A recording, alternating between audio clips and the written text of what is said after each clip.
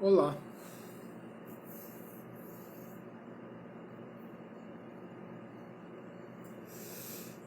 hello, povo abençoado.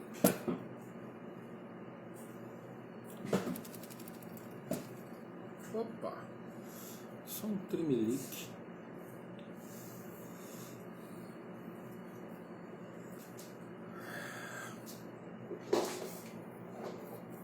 Fala, Pedrão. Olá, meu brother.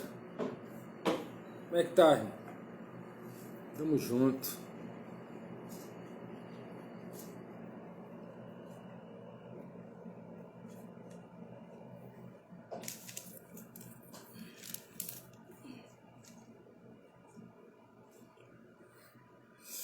Daí fica um pouquinho mais pra trás.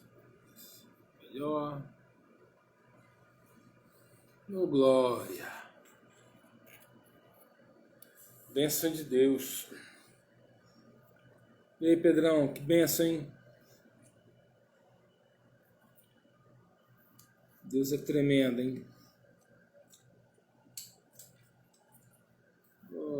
Descansozinho aqui, resolveu ter vontade própria. Aí sim.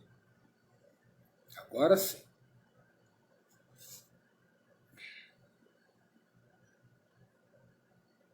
Oi, Sandra. Tudo bem, pastora Sandra? Boa noite.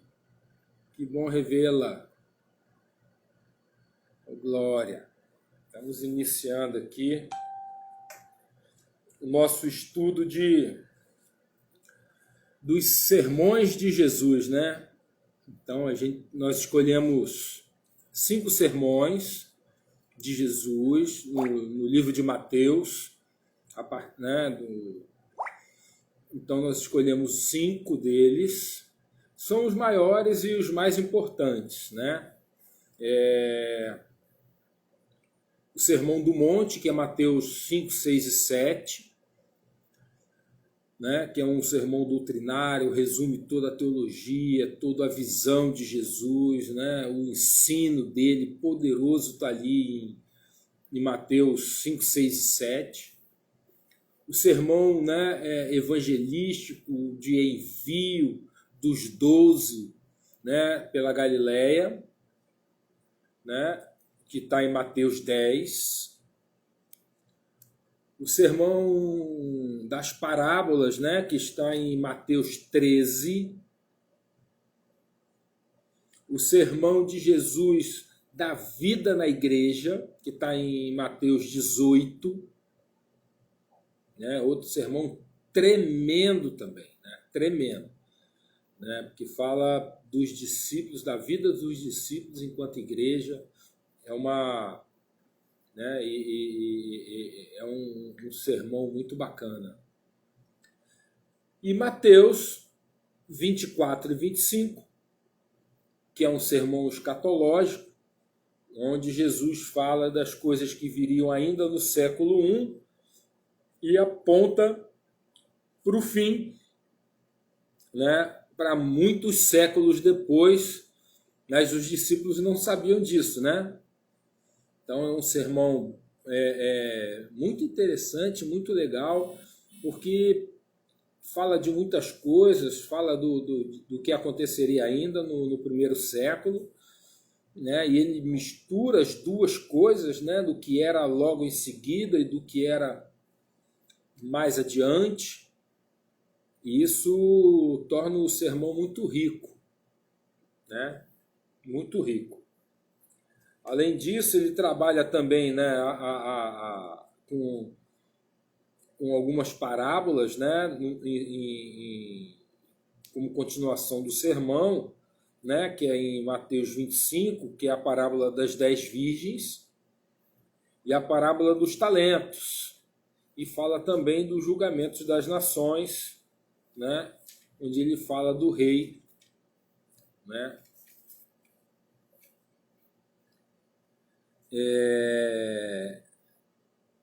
do rei dos bodes, dos cordeiros, né, das ovelhas. Então é muito bem interessante. A gente iniciou o sermão de Mateus 24, né,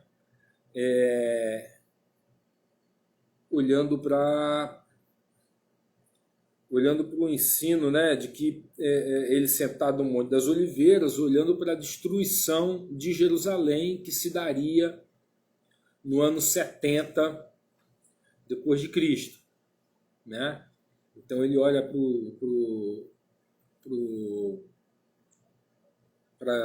o templo, né? Ele está sentado no Monte das Oliveiras. A gente esteve lá, né, Pedrão? E tem uma visão magnífica do monte, da cidade, né? Então a visão que tem ali de cima do Monte das Oliveiras, que olha para a cidade, debruçada sobre a cidade, sobre o templo, né? E ele, oi Rose, boa noite, Jaqueline, boa noite. Ele olha para o templo e diz assim que não vai sobrar pedra sobre pedra, né? E aí os discípulos, né, eles saindo de Jerusalém, Jesus fala que não vai sobrar pedra sobre pedra naquele templo. E aí ele se assenta no Monte das Oliveiras, os discípulos vêm e perguntam para ele, vem cá, agora nos diz quando acontecerão essas coisas, ou seja, quando acontecerá a destruição do templo de Jerusalém, né? Quando será o sinal, quais são os sinais da sua volta e do final dos tempos. Os discípulos ainda estavam enxergando, né, de que as três coisas estavam interligadas, que elas aconteceriam simultaneamente. A destruição do templo, a volta de Jesus e o fim dos tempos se dariam simultaneamente. Para eles era inconcebível que o local de adoração a Deus, né, fosse destruído. E a gente falou aqui que o plano do Pai é que a adoração se desse em outro lugar, né, e Jesus anuncia isso até para a mulher samaritana, onde ele fala, né, de que, não anunciando destruição ou nada apocalíptico, mas ele fala assim, de que o lugar de adoração, de buscar a Deus, não seria mais em Jerusalém, nem em lugar nenhum, mas que a adoração a Deus seria individual e que o Pai buscava os adoradores que o busquem em espírito e em verdade, né? Então não era um local específico, físico para adoração, né? Um lugar para se encontrar Deus, que lá teria a arca com a presença de Deus, e que na verdade já era o plano de Deus de derramar o Espírito sobre toda a carne, e que o templo do Espírito seríamos nós. Porque o nosso Deus é Deus Emanuel, Deus conosco. Amém? E esse era o propósito. Era Deus com sua criação. Era Deus habitando no coração dos seus discípulos, né? Então, o templo do Espírito, porque Deus é Espírito, assim fala Jesus para a mulher samaritana, porque Deus é Espírito. E importa que os seus adoradores o busquem, né? O adorem em espírito e em verdade, né? Então, a gente foi aí até o verso 14 e a gente inicia agora uma visão mais dura, mais ainda no sermão de Mateus 24, a partir do 15, que é onde ele entra no princípio das dores e na grande tribulação, né? E a gente vai falar um pouquinho disso com uma abordagem não sobre fatos escatológicos, querendo contar a história, não é isso, mas um outro tipo de abordagem, muito mais da gente, de como a gente se comporta, como a gente anda nessa terra, né, nesses últimos tempos, do que qualquer outra coisa. Então eu queria abordar, eu queria orar agora por isso, né, Pai amado, eu queria colocar essa palavra nas tuas mãos, que não seja mais o meu coração, que não seja a minha vontade, minha cabeça, minha mente a dominar, a falar, mas seja o teu Espírito Santo, Senhor, que o Senhor venha falar, ministrar sobre os teus filhos, agora, Pai, segundo a tua vontade, o teu querer, segundo todo o teu amor derramado sobre eles, Pai. E que seja o Senhor a ministrar, e que apesar de mim, todo o teu intento, Pai, tudo que o Senhor pretende, todo o teu propósito com essa palavra seja atingida no coração de cada um. E eu te peço, ó Deus, em nome de Jesus. Amém. Então eu vou ler aqui para vocês Mateus 24, a partir do verso 15. Diz assim: Assim, quando vires o sacrilégio terrível, no qual falou o profeta Daniel, no lugar santo, quem lê entenda, então os que estiverem na Judéia fujam para os montes. Quem estiver no telhado de sua casa, não desça para tirar dela coisa nenhuma. Quem estiver no campo, não volte para pegar seu manto. Como serão terríveis aqueles dias para as grávidas, para os que estiverem amamentando. Orem para que a fuga de vocês não aconteça no inverno nem no sábado, porque haverá então grande tribulação, como nunca houve desde o princípio do mundo, até agora, nem jamais haverá. Se aqueles dias não fossem abreviados, ninguém sobreviveria. Mas por causa dos eleitos, aqueles dias serão abreviados. Se então alguém lhe disser, vejam, aqui está o Cristo, ou ali está ele, não acreditem, pois aparecerão falsos cristos e falsos profetas que realizarão grandes sinais e maravilhas, para que, se possível, enganar até os eleitos. Vejam que eu os avisei antecipadamente. Assim, se alguém lhes disser, ele está lá no deserto, não saiam. Ali está ele, dentro de casa, não acreditem. Porque assim como o relâmpago sai do Oriente e se mostra no Ocidente, assim será a vinda do Filho do Homem. Onde houver um cadáver, aí se ajuntarão os abutres. Amém? Aí, assim, imediatamente após a tribulação daqueles dias, o sol escurecerá e a lua não dará a sua luz. As estrelas cairão do céu e os poderes celestes serão abalados. Então aparecerá no céu o sinal do Filho do Homem, e todas as nações na terra se lamentarão, e o Filho do Homem vindo nas nuvens do céu, com poder e grande glória. E ele enviará os seus anjos com grande som de trombeta, e estes reunirão os seus eleitos dos quatro ventos, de uma a outra extremidade dos céus. Aprendam a lição da figueira. Quando seus ramos se renovam e suas folhas começam a brotar, vocês sabem que o verão está próximo. Assim também, quando virem essas coisas, saibam que ele está próximo, às portas. Eu lhes asseguro que não passará essa geração até que todas essas coisas aconteçam. Os céus e a terra passarão, mas as minhas palavras jamais passarão. Amém? Então ele diz assim: assim, quando vocês virem o sacrilégio terrível, né, o abominável da desolação, assim, do qual falou o profeta Daniel no santo lugar. Quem lê, entenda. Então é algo que já foi falado. O profeta Daniel já falou lá atrás. Já é conhecido, né? Então a gente pode olhar lá para Daniel, né, e ver o que Daniel está falando sobre isso, né? Daniel fala assim, tem em Daniel 9:27, ele diz assim: quando a aliança, deixa eu pegar aqui a minha colinha, quando há com muitos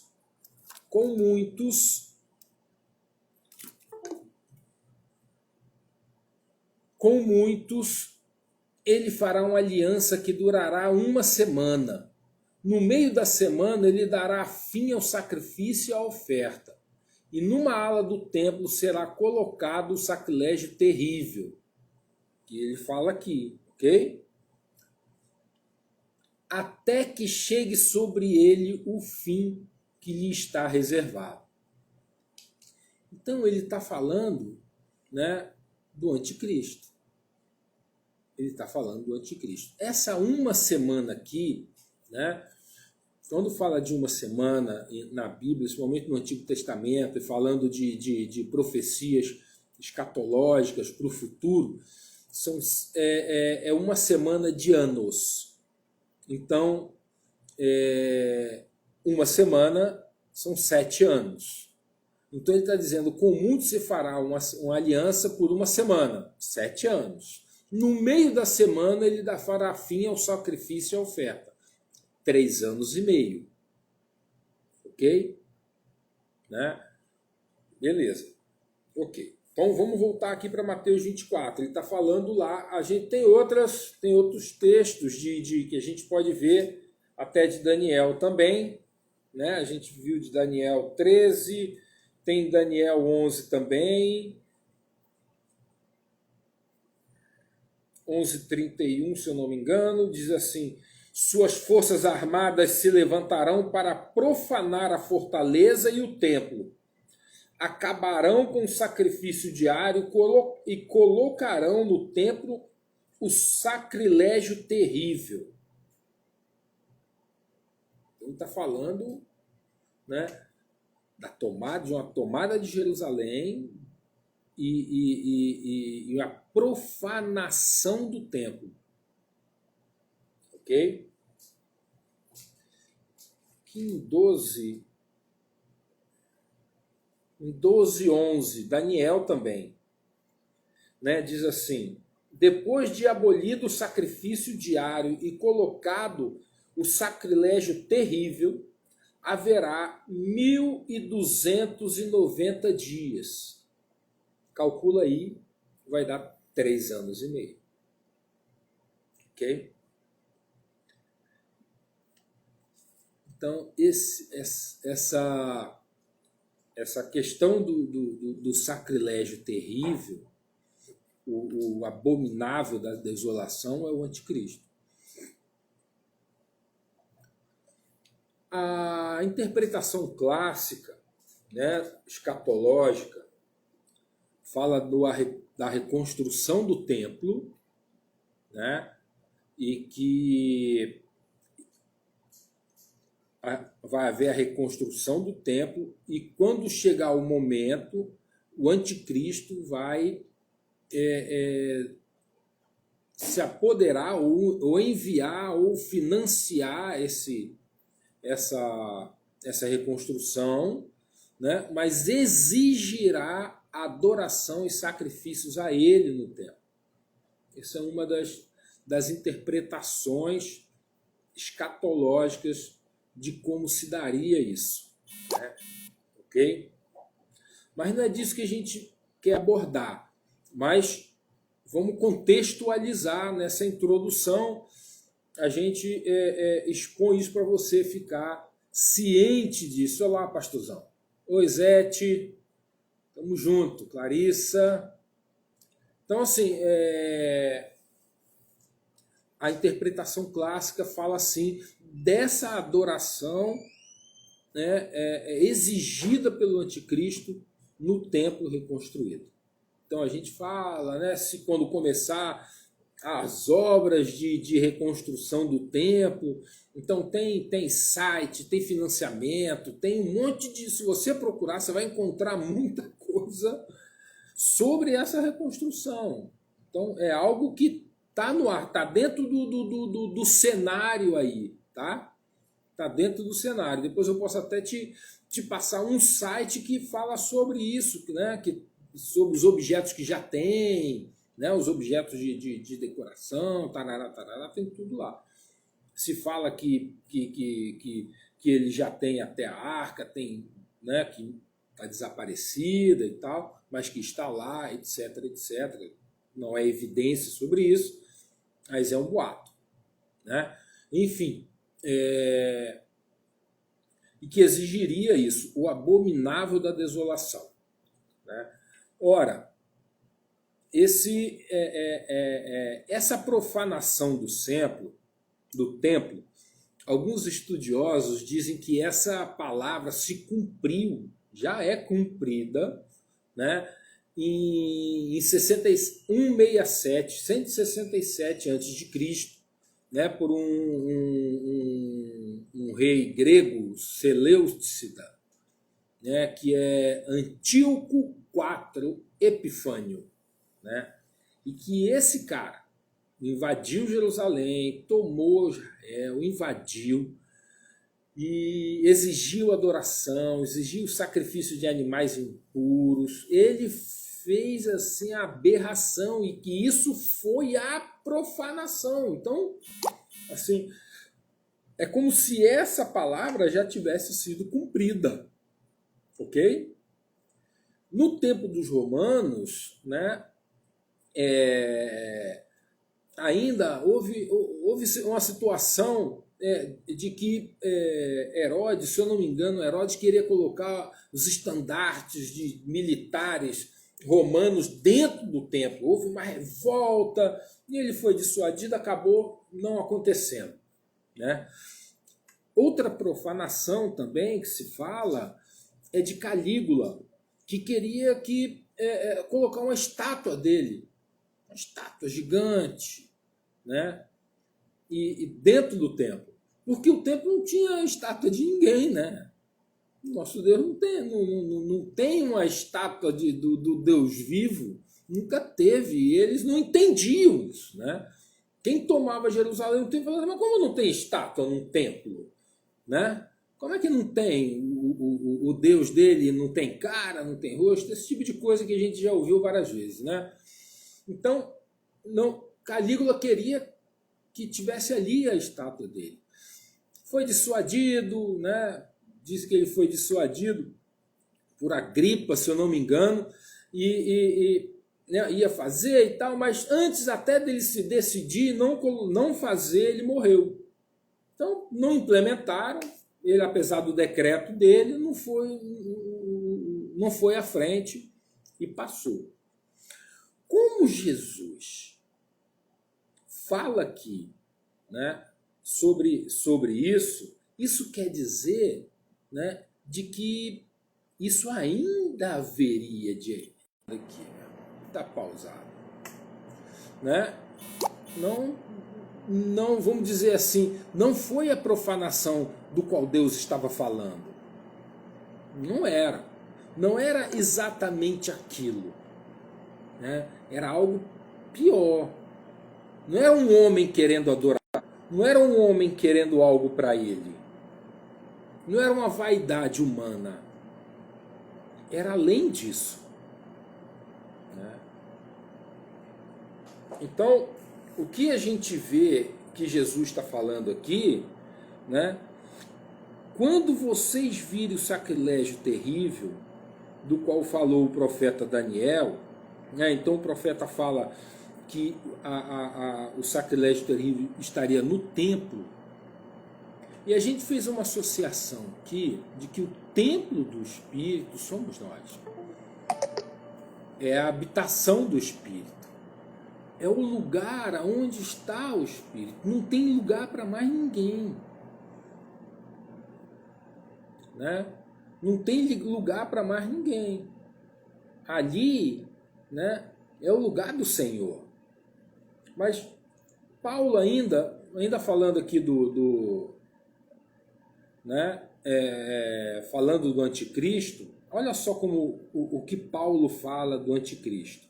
Em 2 Tessalonicenses, no capítulo 2, ele diz assim: a vinda desse perverso é segundo a ação de Satanás, com todo o poder, com sinais e maravilhas enganadoras,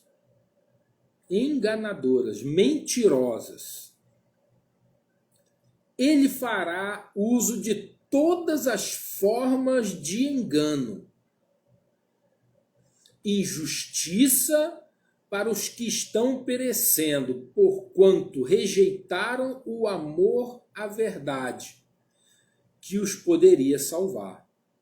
Por essa razão, lhes envia um poder sedutor, a fim de que creem na mentira e sejam condenados todos os que não creram na verdade,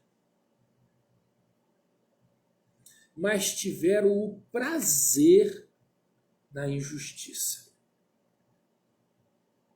Então, Paulo coloca de uma forma bem clara, né? Assim, primeiro, que é enganoso. Segundo, que é contrário à verdade. O engano, ele se dá com algo que parece verdade. Tem tudo para ser verdade, mas é mentira. É para te enganar, é para me enganar. Entendeu? É para que eu e você saiamos da presença do Senhor. Para que a gente abra mão daquilo que o Senhor nos ensinou para seguir doutrinas de demônios, de espíritos enganadores. E eles nos enganam de várias maneiras, né?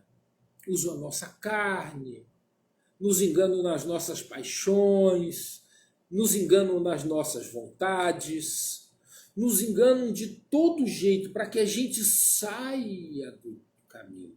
E a gente passa e a gente ande por aquele caminho do engano e da mentira. Então é um poder que te seduz. O que te seduz? O que te seduz? Aquilo que te agrada, né? Uma coisa te desagrada, a coisa que você não gosta, que é difícil, tem que amar, perdoar aquele que te fez mal, aquele que te persegue, você tem que orar por ele. Te seduz isso? Se humilhar? Andar mais uma milha? Entregar a capa? Saber se alguém tem algo contra você, você largar tudo, deixar a oferta de lado, do tipo, não tem valor a tua oferta se você não ir lá e se reconciliar com aquele que tem algo contra você. Aí depois você volta e faz a tua oferta.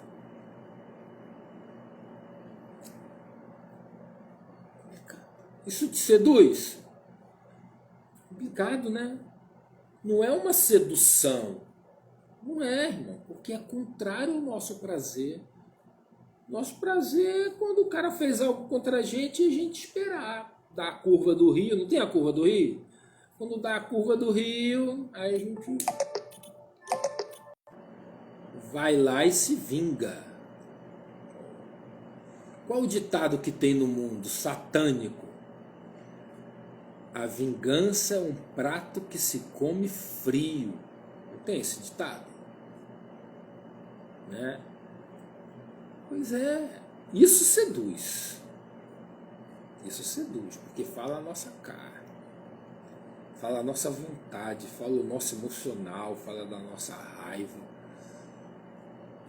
Quando a gente, né, é humilhado, quando a gente é pisado, ou quando a gente é inferiorizado, é injustiçado, ou injustiça então. Poxa, o André fez aquilo, o André falou aquilo outro, e não é verdade. A gente fica tiririca, a gente sai do sério, eu estou sendo injustiçado, perseguição, perseguição. Alguém já grita logo.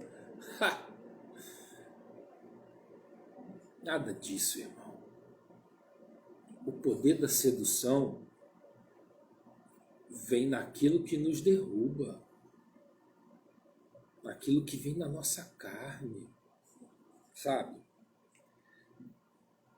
Para que aquela pessoa que a gente já não gosta pise na bola com a gente e a gente... daquilo que a gente faz a maldade, porque não gosta de uma pessoa, não abençoa ela. A gente abençoa quem a gente ama, mas quem a gente não gosta, a gente não abençoa. Então, assim, Aí a gente tem um tipo de comportamento complicado, né? E a gente começa, aí a sedução vem por várias áreas, sexual, dinheiro, poder, né? Domínio, poder, domínio, né? Coisas que vêm sobre nós, né? E vêm sobre nossa vida. Agora, o que é que a gente quer, na verdade? A gente quer se manter fiel. Mas ser fiel até o fim. Mas a gente tem que estar preparado. Porque o que Jesus está falando é o seguinte, olha, quando acontecer esses sinais, e que a gente viu aí em Mateus 24, do 1 ao 14, de semana passada, a gente viu várias coisas, um traindo o outro, traição, nação contra nação, reino contra rede, as pessoas contra seus próprios irmãos, dentro de suas próprias casas, de opiniões diferentes, e ofensas. Pô, tá do inferno aqui, nego, tá difícil aqui, hein? Tem uma guerra aqui. Tem uma guerra aqui. Vamos ver se eu consigo.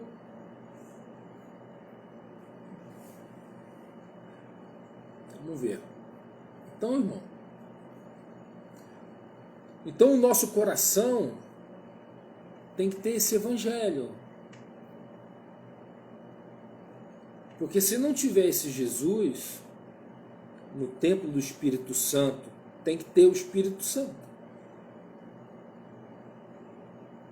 Percebe?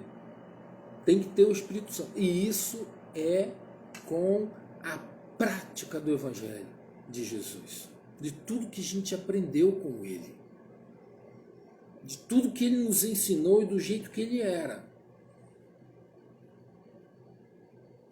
Então, assim, Ele fala para você, não anda segundo a sua carne.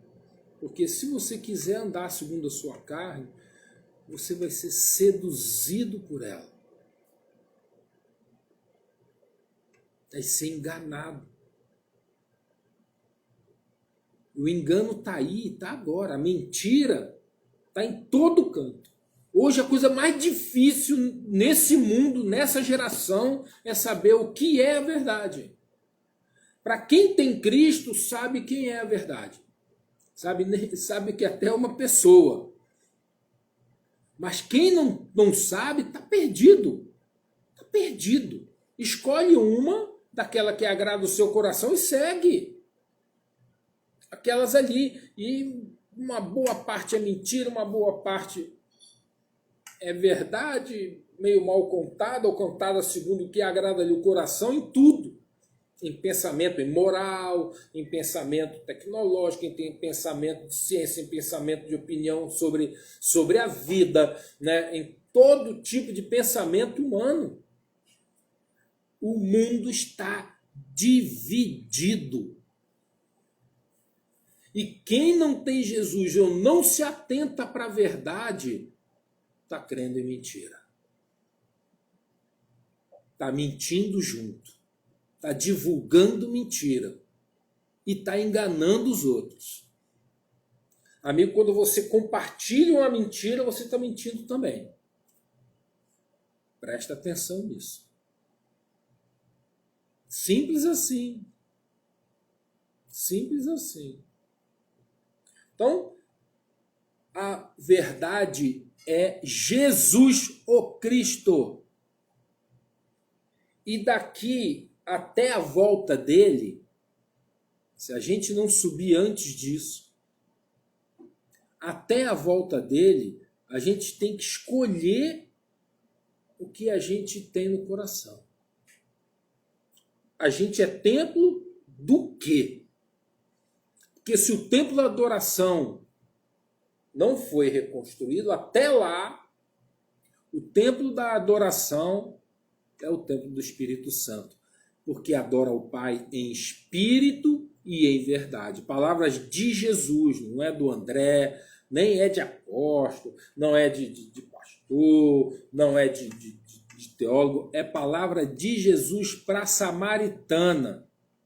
Deus é espírito, minha filha. Olha, e importa que seus adoradores o adorem em espírito e em verdade. Somos templo do Espírito. Então, assentado nesse trono da nossa vida, tem que estar Ele. Agora, o que diz a palavra é que a ação do maligno é para enganar, se possível, os eleitos. Agora, por que ele quer? Ele está preocupado com aqueles que já adoram ele? Não, já adoram ele, já é do time dele, já está no time deles.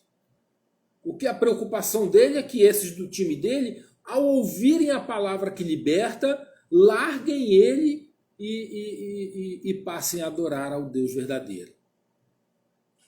Esse é o problema dele. Esse é o problema dele. Mas ele tem os dele lá, que eu adoro. E tem um monte de gente enganada que só vai sair do engano se eu e você pregar a palavra e eles serem libertos. E eles saírem da cegueira. E aí vão lhes abrir os olhos, como Jesus fazia. Jesus abriu os olhos dos cegos. A gente também pode fazê-lo, porque temos esse poder. Ah, mas é com a lã, amigo. São os olhos espirituais daquilo que está fazendo eles se perderem para a eternidade.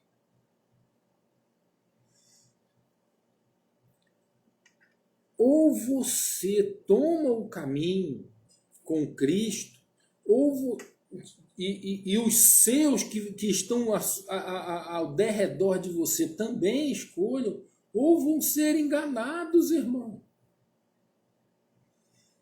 É triste, é duro dizer isso, mas é a verdade. O tempo se abrevia. Porque a gente já está olhando os sinais, não está? Nação contra nação, reino contra reino, mentira para tudo quanto é lado, ofensa para todo lado, morte a dar. Olha, morte então. Né? Eu tenho falado das 3 amiguinhas do inferno: a ofensa, a mentira e a morte. Meu amigo, está no tempo atual, inundado. Diz a palavra que o fim virá como inundação, como nos tempos de Noé. Ninguém sabia de nada, de repente começou a chover. Compreende isso? Então, o tempo para nós é da pregação da palavra. 2021 é um ano da conversão daqueles que estão cativos. 2021 é da libertação da gente da vergonha de falar de Jesus. Ou da vergonha no caso de timidez, de se aproximar e de abordar, mas é de falar em tempo e fora de tempo. Buscar sabedoria, mas falar. Abordar. Não tem mais tempo. 2021 é esse tempo. Porque o nosso coração, estando com o nosso coração, o nosso templo cheio do azeite, a gente precisa estar cheio do azeite, e as nossas vestes brancas. Ou seja, a gente precisa da unção do Altíssimo e da santidade. Da unção e da santidade. Sim. Aí Jesus fala assim: olha, os que estiverem na Judéia, né, aqui no verso 16, ele diz assim, né, de Mateus 24, então os que estiverem na Judéia fujam para os montes, dizendo o seguinte, olha, amigo, quando você vê o abominável da desolação, aonde ele não deve estar,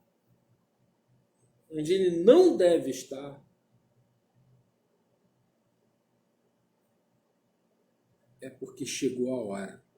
A gente leu os 7 anos e cortou nos 3 anos e meio, ele vai exigir, né? Ele vai exigir adoração a ele. Então diz o seguinte, que dos 7 anos, os 3 anos e meio primeiro, a primeira parte, dividindo em 2 partes, a primeira parte será de relativa paz. Agora a segunda parte é a grande tribulação. A primeira parte vai ser complicada. A primeira parte a gente já vai ver os sinais. A gente já está vendo os sinais, diz que ele vai se revelar ainda, de que a gente vai vê-lo. Eu não estou falando de arrebatamento, sabe por quê, irmão? Vou te falar por quê. Porque a Bíblia dá interpretação tanto para o arrebatamento antes, quanto para o arrebatamento no meio, quanto para o arrebatamento no final. Então eu não quero entrar nessa seara, porque a ideia não é criar polêmica, nem ideias de que o arrebatamento não acha isso, outro acha aquilo. Não quero tocar nesse assunto. Eu quero tocar no assunto daquilo que está no nosso coração nesse momento em que a gente está discernindo que o fim se aproxima. O que é que a gente está fazendo? Quais estão sendo as nossas prioridades? O que a gente está fazendo? Quem está assentado no nosso coração? Será que tem outro? Será que tem outro? Pelo menos está batendo na porta querendo entrar e a gente está meio... Entra, não entra? Pode ser homem, pode ser qualquer coisa, pode ser poder ou dinheiro, mas é algo para desalojar, retirar, sacar Deus do lugar dele no nosso coração. O engano, a sedução. Sedução. Presta atenção nisso, em coisas que te seduzem. Presta atenção nisso. Aquilo que a gente acha que vai nos exaltar. Sabe coisas que nos exaltam? Sabe coisas que a gente pensa sozinho, só no nosso coração? Ninguém está olhando, só a gente. Poxa, se acontecesse isso...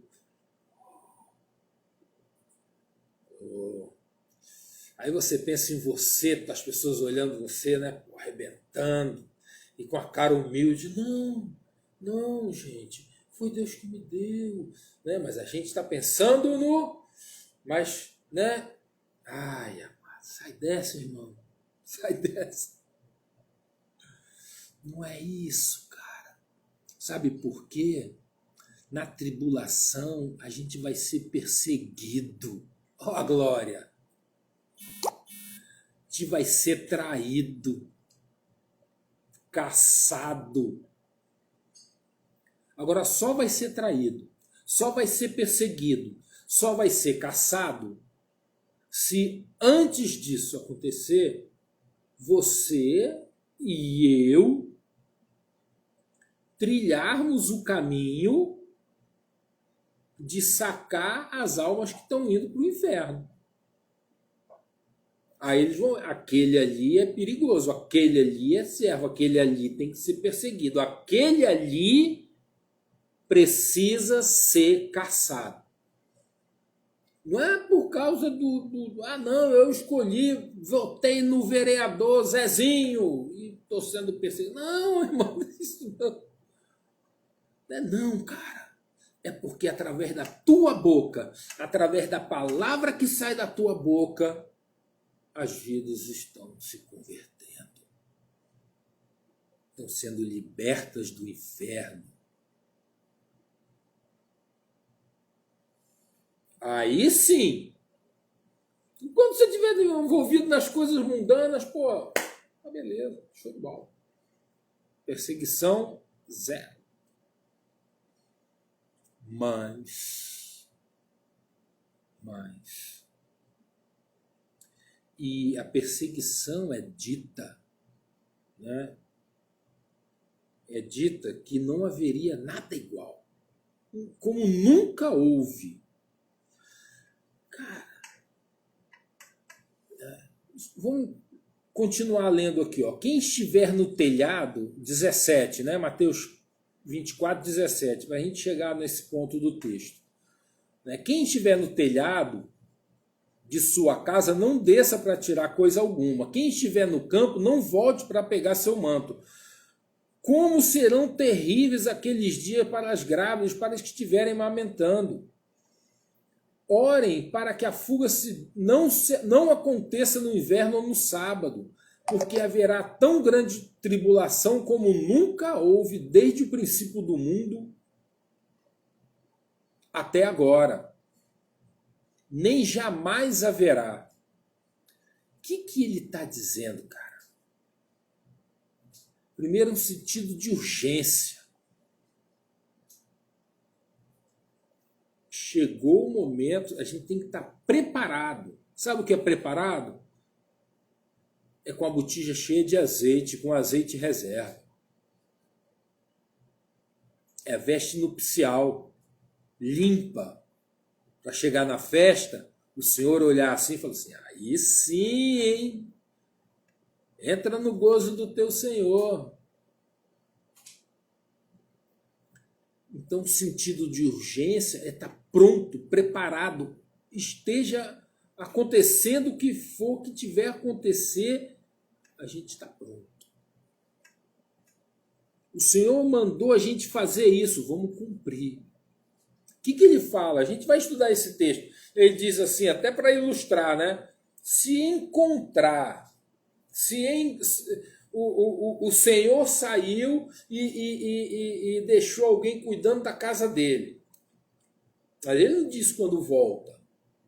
E ele voltar, o cidadão não está fazendo nada do que ele mandou, ele vai ficar chateado.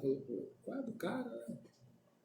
Agora, se ele sai, quando volta, está o servo trabalhando, dando tudo de si, aí ele fala, opa, esse é um servo bom e fiel. É um servo bom e fiel. O sentido da urgência é o sentido de prontidão. É dormir armado. Se você é das armas, é dormir armado, irmão. Dormir de capacete, do escudo, da palavra do Espírito, é dormir com armadura. Entende?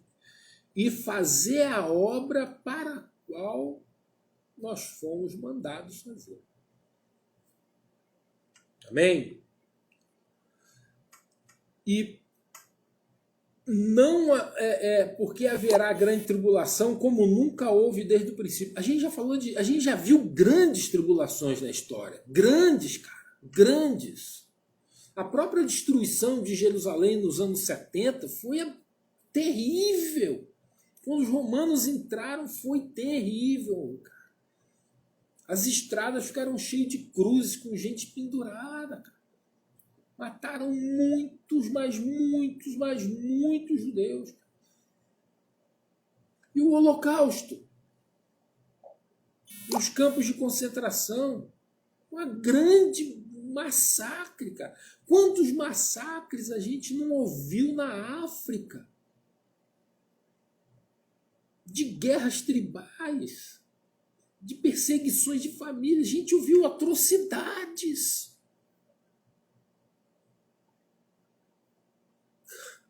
A Santa Inquisição, a perseguição à reforma. Amigo, muita gente morreu com muita perseguição, até religiosa, com a Inquisição. Muitos pensavam que era a grande tribulação. Era a grande tribulação e agora Jesus vai voltar agora. Não é possível que Jesus não volte agora. Não, nunca houve algo tão grande com perseguição a tantas pessoas em tantos países, em tantos lugares. Perseguição religiosa. Como haverá contra nós? Mas ele diz que ainda vai ser pior do que isso. Então a gente tem que estar pronto. A gente tem que estar pronto. Nunca houve. E só vai ser breve por causa da gente. Vai ser breve por causa de nós. Os eleitos, os discípulos de Jesus, aqueles que confessam o seu nome. Por isso vai ser breve. E aquele que perseverar até o fim será salvo. E é isso, é o que está comandado para a gente. Agora é fazer aquilo que o Pai mandou. Ide e pregar o Evangelho a toda criatura. Mandato de Jesus. Ordenança. E o tempo é agora. Fechar os olhos para isso e se calar para isso, eu acho complicado. Acho complicado. Mas só, assim, eu quero crer que isso é a vontade do Pai e a gente busca isso nele. É a vontade dele, de que ninguém se perca. E ele conta conosco nisso. Ele disse, se aqueles dias não fossem abreviados, ninguém sobreviveria.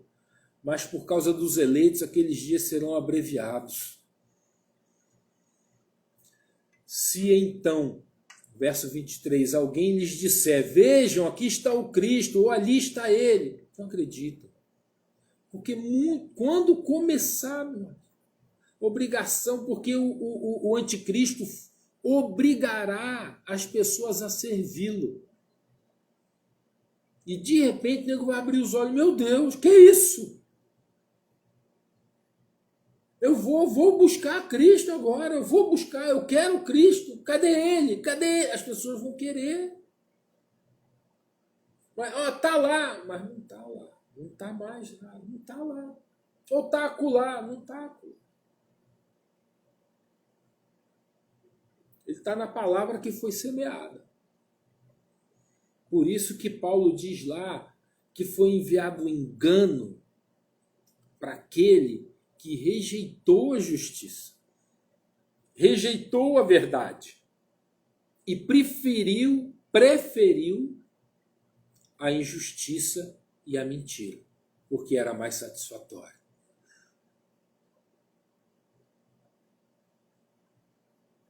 Então, amado, desculpe estar tocando nesse assunto, desculpe, mas a palavra tem que ser pregada. Né? Amém? Desculpe, eu não queria colocar nenhum peso sobre a sua vida, mas ao mesmo tempo queria sim. Mas que ao mesmo tempo queria falar isso para vocês. Eu acho que é importante, porque primeiramente cortou aqui em mim. Porque tudo que serve para você serve para mim também. Tudo que serve para mim serve para você. Eu não sou diferente de vocês. Não sou diferente de ninguém. Então, somos sujeitos às mesmas paixões, cara. Temos os mesmos sentimentos. E a gente, se a gente não vigiar, não dormir armado, a gente vai ser seduzido. Se um não exortar o outro, a gente pode cair. Se um não alertar o outro, a gente pode tropeçar. Amém? Né? Então muitos vão buscar Jesus, mas não vão encontrar. O que é o Jesus da maneira deles? E não é da maneira de ninguém, é da maneira do Cristo. E ele virá, né? Não vai estar escondido. Oh, não, Jesus está lá no deserto, está lá, não vai porque vai ter sinais. Tem um rapaz lá que diz que é Cristo, é Messias, e ele vai fazer sinais lá, vai curar. Teve até uma pessoa que foi curada lá, que é minha colega, foi curada. Vai haver. Mas não é isso, cara. Que a volta de Jesus vai se dar como está aqui, ó. Pois aparecerão falsos cristos e falsos profetas com grandes sinais e maravilhas. Vejam que eu os avisei antecipadamente. Está falando para a gente não se enganar.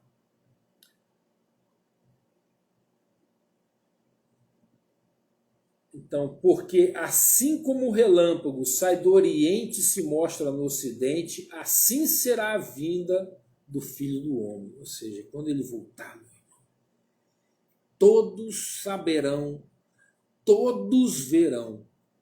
E ele reunirá os seus dos quatro ventos. Todos os seus serão reunidos. Tem gente que acha que são todos os que aqui estão, né, que esses vivos, né, vão se encontrar com Cristo. Outros intérpretes da palavra dizem, estudiosos falam que não, que tanto esses que estão aqui, quanto que aqueles que já estão com o Cordeiro no céu, todos serão reunidos nos quatro ventos. Né? Enfim, não sei onde é que a gente vai estar, mas uma coisa é certa, né? Eu quero estar nesse meio. E eu creio que você também quer. Então, de tudo que se tem que guardar, guarda o teu coração. Guarda o teu coração. Então, Jesus, respondendo aos seus discípulos, né, ele fala quando essas coisas se dariam, da destruição do templo, mas da vinda dele,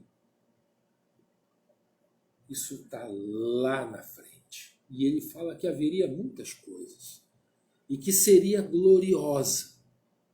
Né? Ele fala que a lua não daria mais seu brilho, né?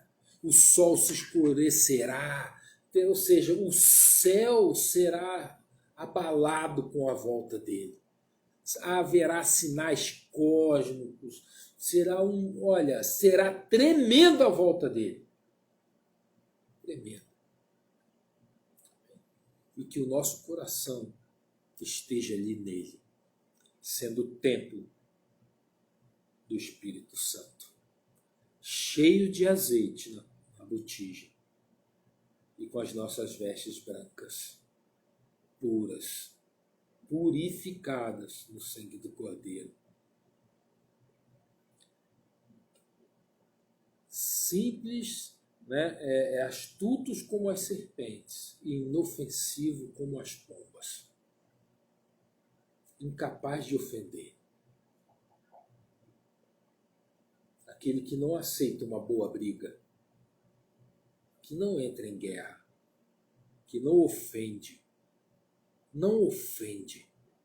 Vivemos no tempo da ofensa e da arrogância e da blasfêmia, das palavras insolentes. Que essas palavras não saiam da nossa boca. Que da nossa boca saiam palavras que abençoam. Que da nossa boca saiam palavras que edifiquem. Que da nossa boca saem palavras que libertam, assim como foi com Jesus. Amém? Então eu queria encerrar, né, essa parte do texto de forma que a gente entendesse esse princípio, né, de andar com Deus, de ser como Ele, ser imitador dele. Se o tempo de hoje é da mentira, da ofensa e da morte, e Jesus disse que é enviado o engano e a sedução, que não sejamos nós esses enganados, nem os enganadores, nem o espalhador de enganação. Que sejamos nós, né, o replicador da palavra que liberta. Amém?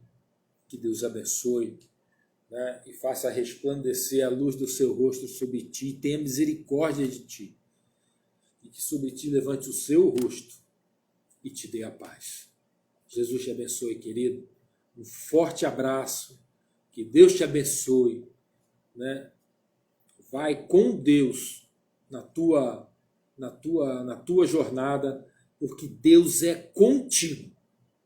E a palavra que sai da sua boca, dentro desse propósito, dentro desse evangelho, você pode ter certeza.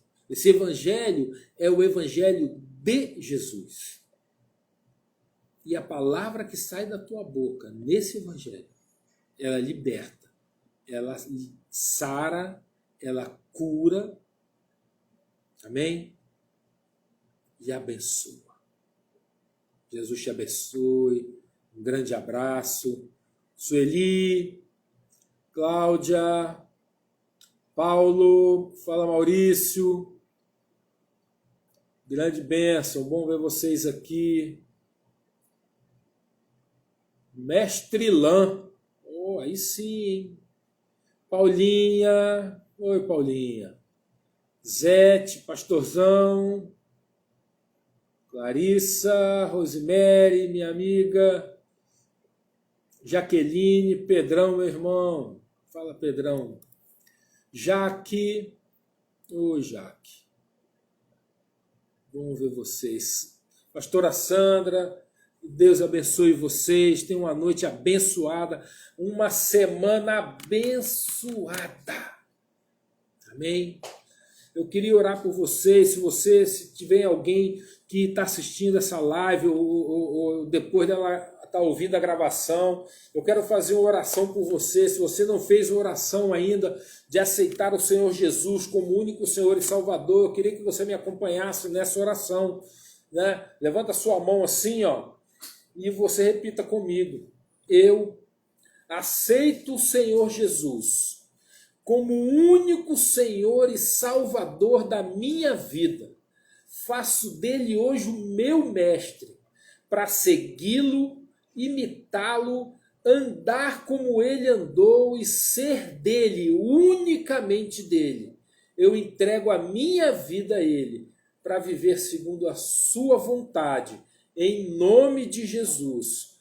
Pai, eu te agradeço por cada uma dessas vidas, Pai, que assistiram essa live, esse vídeo e fizeram essa oração, meu Pai, entregando a sua vida. Eu os abençoo hoje, Pai, em nome de Jesus. Amém. Senhor abençoe, amado. Fica na paz. Grande beijo. Agora vamos terminar isso aqui, né?